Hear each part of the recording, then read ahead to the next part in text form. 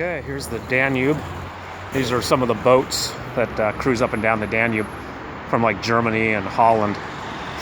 So it's a very famous way of traveling. And some autobuses. So this is south of Budapest, and then that's the Buda side over there. Yeah, so it's a cool city. Yeah, a lot of German groups here. Okay. I walked a little bit along the Danube and then head back and drop off some stuff I bought. Aerospista.